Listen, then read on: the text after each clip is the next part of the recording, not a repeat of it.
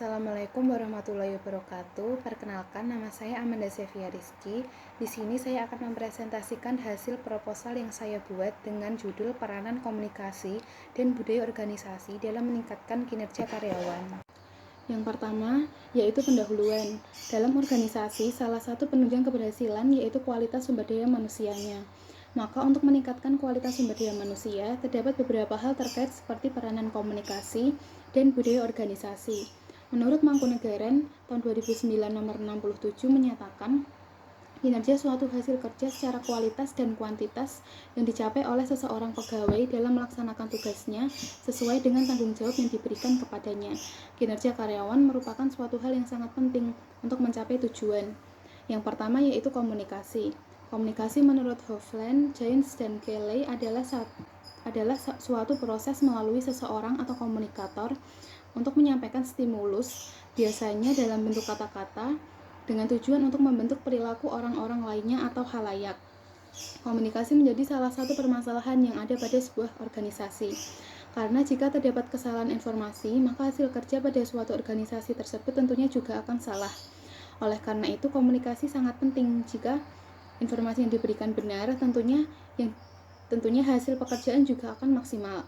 Oleh karena itu, perlu dilakukan forum diskusi yang bertujuan untuk memberikan informasi yang benar secara lengkap tanpa adanya pengurangan maupun penambahan.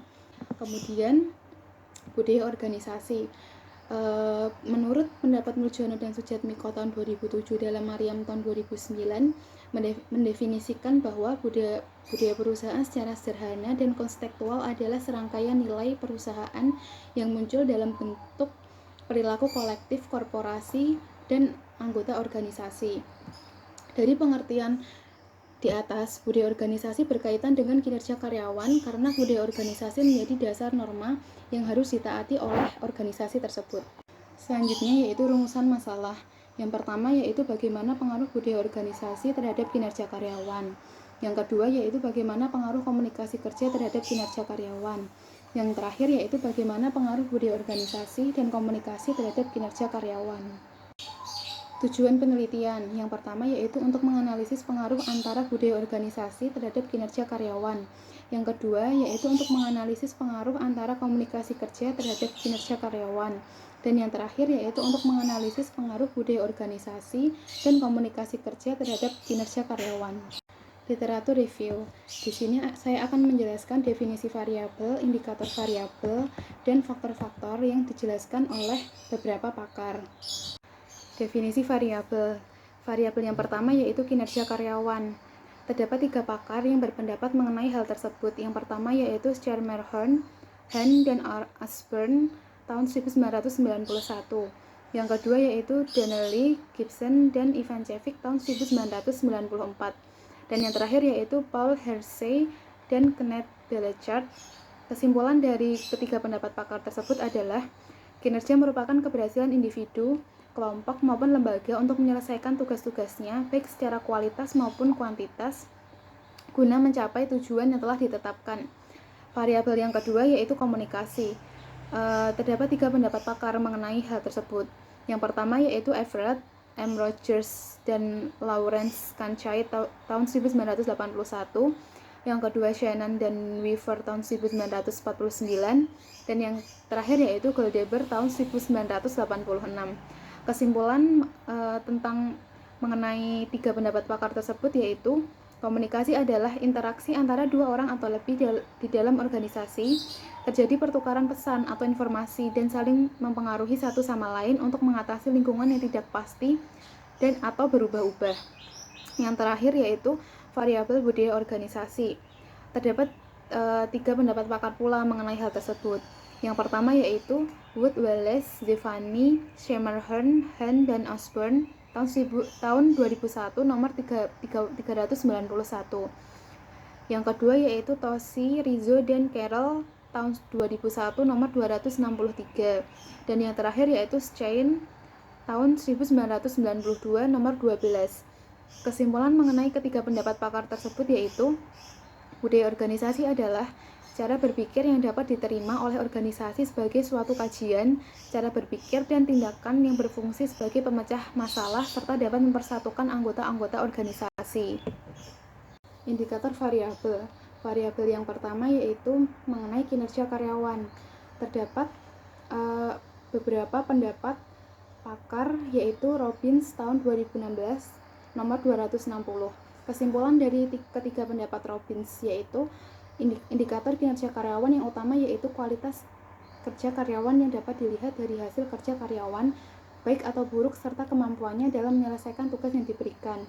Dan yang kedua yaitu kuantitas yang dapat dilihat dari seberapa banyak tugas yang karyawan mampu selesaikan sesuai dengan batas waktu yang telah diberikan oleh perusahaan. Variabel yang kedua yaitu komunikasi. Terdapat 3 pendapat pakar mengenai hal tersebut. Yang pertama yaitu Auranto AW tahun 2010 nomor 105. Yang kedua yaitu Hutapea dan Nuriana yang dikutip oleh Antartika tahun 2015 nomor 16. Yang terakhir yaitu Fast and Fowles tahun 2001 dalam Anthony Ahmad tahun 2003 nomor 3. Kesimpulan dari ketiga pendapat pakar tersebut yaitu bahwa indikator komunikasi kerja adalah yang pertama yaitu pengetahuan, meliputi yang pertama yaitu pemahaman dalam memahami pesan komunikator. Yang kedua yaitu memahami tugas di bidangnya. Yang ketiga yaitu memahami informasi dan taktik komunikasi yang tepat. Dan yang kedua yaitu keterampilan, meliputi yang pertama yaitu kemampuan komunikasi dengan suasana yang menyenangkan sehingga memperoleh interaksi yang menyenangkan juga. Yang kedua yaitu meningkatkan hubungan agar proses komunikasi semakin efektif. Yang ketiga yaitu sikap, meliputi yang pertama yaitu bersikap positif supaya mendapatkan timbal balik positif dari orang lain. Yang kedua yaitu melakukan tindakan sesuai dengan yang telah dikomunikasikan agar lebih efektif. Dan yang terakhir yaitu budaya organisasi. Yang pertama dikemukakan oleh Umi DKK tahun 2015 nomor 3. Yang kedua yaitu Lutans dalam Zuki tahun 2016 nomor 38. Dan yang terakhir yaitu Edison tahun 2017 nomor 129. Kesimpulan dari ketiga pendapat pakar di atas yaitu bahwa indikator budaya organisasi yaitu 1. Norma merupakan standar perilaku atau aturan yang berisi pedoman dalam bertingkah laku baik secara tertulis maupun tidak tertulis. Yang kedua yaitu nilai dominan, merupakan nilai-nilai yang ada pada perusahaan yang dianut oleh karyawan untuk mencapai tujuan yang telah ditetapkan. Yang kedua yaitu aturan, merupakan kebijakan tertulis yang dibuat oleh perusahaan ditujukan untuk karyawan lama ataupun karyawan baru supaya lebih tertata. Dan yang terakhir yaitu iklim organisasi adalah perasaan anggota organisasi mengenai perusahaan tersebut dengan tujuan mengevaluasi suatu permasalahan yang ada di dalam organisasi atau perusahaan tersebut. Faktor-faktor variabel yang pertama yaitu kinerja karyawan. Terdapat 3 pendapat pakar yang membahas mengenai hal tersebut. Yang pertama yaitu Handoko tahun 2001 nomor 193, yang kedua yaitu Tivin dan McCormick dalam As'ad tahun 2001 nomor 49, dan yang terakhir yaitu Siagian dalam Dinarista Harpitasari tahun 2010 nomor 12. Kesimpulan mengenai ketiga pendapat pakar tersebut yaitu bahwa faktor yang mempengaruhi kinerja karyawan yaitu yang pertama sikap kerja, merupakan perilaku baik atau buruk yang dimiliki pekerja untuk menghasilkan barang atau jasa. Yang kedua yaitu motivasi, merupakan dorongan baik dari dalam diri ataupun dari luar diri seseorang agar efektif dan semangat dalam menyelesaikan pekerjaannya. Yang ketiga yaitu kepuasan kerja, adalah perasaan baik atau buruk yang dirasakan pegawai mengenai jumlah reward atau penghargaan yang mereka terima atas pekerjaan yang mereka kerjakan. Yang keempat yaitu lingkungan kerja, merupakan segala sesuatu yang ada di sekitar pekerja yang membuat terjadinya perubahan pada psikologis mereka. Dan yang terakhir yaitu kepemimpinan, merupakan kegiatan seseorang untuk menggerakkan orang lain atau kelompok yang dapat dilakukan dengan cara menginspirasi, membimbing, mempengaruhi orang lain, dan memotivasi untuk mencapai tujuan yang diinginkan. Variabel yang kedua yaitu komunikasi.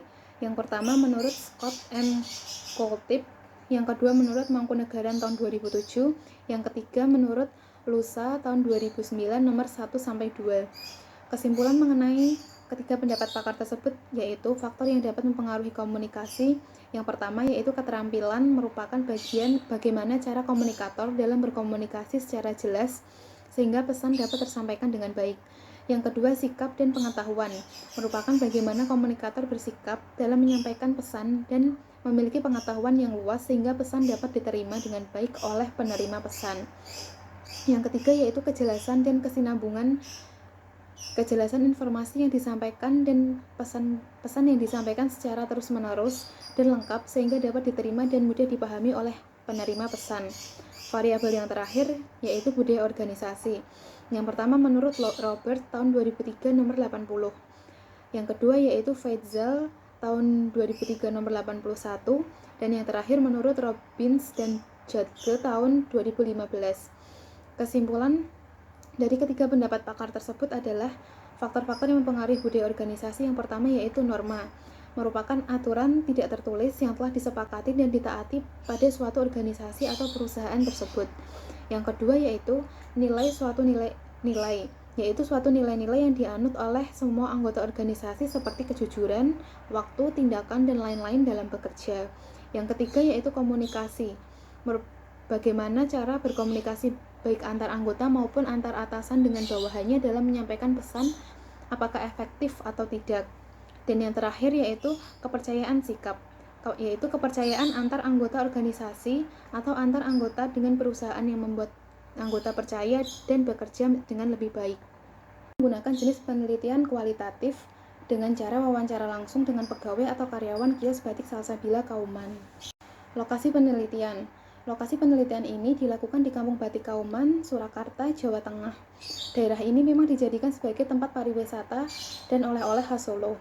Oleh karena itu, kampung ini hampir semua rumah berjualan dan memproduksi pakaian dan aksesoris batik seperti baju, hem, kaos, celana, kalung, belangkon, dan lain-lain. Dalam penelitian ini, saya mengambil sampel satu kios batik yang terdiri dari 4 karyawan. Populasi dan sampel dalam penelitian ini adalah seluruh karyawan di Batik Salsabila Kauman, yaitu sebanyak 4 karyawan dengan 1 laki-laki dan 3 perempuan. Variabel penelitian. Yang pertama yaitu variabel bebas, yaitu komunikasi dan budaya organisasi atau X. Yang kedua yaitu variabel tergantung, yaitu kinerja karyawan atau Y. Instrumen penelitian. Instrumen yang digunakan dalam penelitian melalui metode wawancara yaitu yang pertama pelaku, yaitu karyawan Batik Salsabila Kauman. Yang kedua ruang dan tempat, yaitu kios Batik Salsabila di Kauman. Yang ketiga kegiatan, yaitu wawancara dengan karyawan Batik Salsabila Kauman sehingga terjadi interaksi. Yang keempat yaitu waktu. Pada siang hari dilakukan secara bertahap menunggu toko tersebut sepi pengunjung. Yang kelima, tujuan. Kegiatan ini bertujuan untuk mencari informasi yang tepat guna menyusun penelitian. Yang terakhir yaitu perasaan. Para karyawan menunjukkan perasaan yang senang karena tidak ada unsur paksaan dalam kegiatan wawancara ini. Teknik analisis data. Teknik analisis data yang saya gunakan adalah wawancara. Wawancara adalah suatu proses tanya-jawab lisan di mana 2 orang atau lebih saling berhadapan secara fisik. Yang satu dapat melihat muka yang lain dan mendengarkan dengan telinga sendiri dari suaranya. Menurut Sukandar Moody tahun 2006 nomor 89. Penelitian ini menggunakan teknik wawancara langsung kepada karyawan Batik Salsabila Kauman yang melibatkan 4 orang karyawan yang terdiri dari 1 orang laki-laki dan 3 perempuan. Setiap karyawan diberikan pertanyaan yang sama guna mencari informasi yang tepat dan jawaban yang bervariasi. Sekian hasil presentasi yang dapat saya sampaikan. Kurang lebihnya saya mohon maaf. Wassalamualaikum warahmatullahi wabarakatuh.